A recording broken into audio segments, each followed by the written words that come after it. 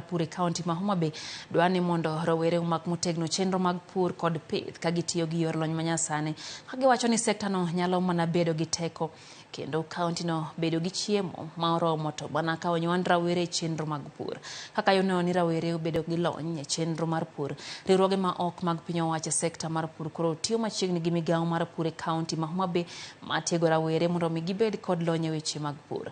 Jafom marwa ma Homabay hali abich tere kod ler ewi wachno.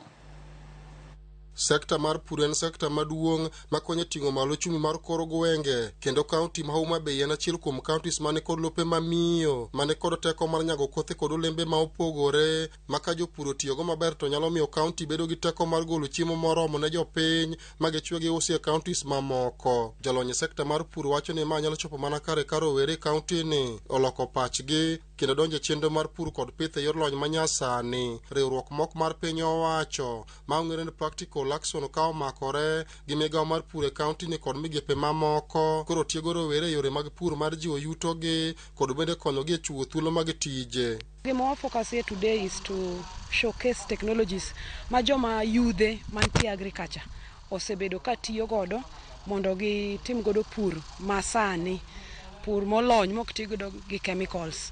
We promote the natural way of farming in agriculture. Our target in my youth.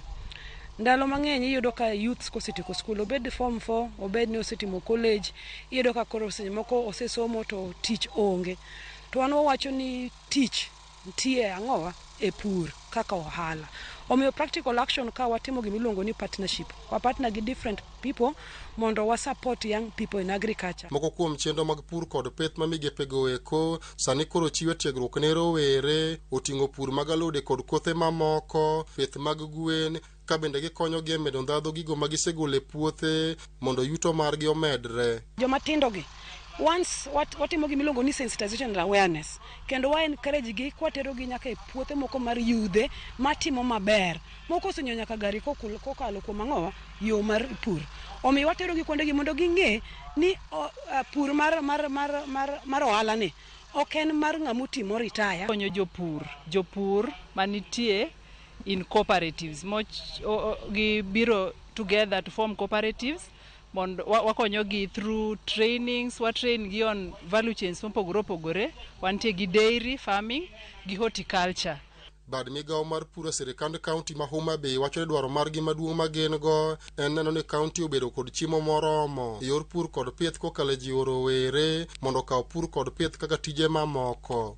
Wa encourage youths, jok matindo.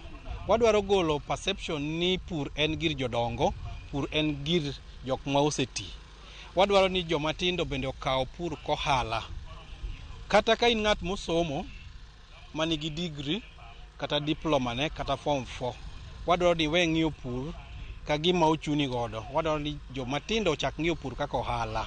Ali Abich, Ramogi TV, Homabay.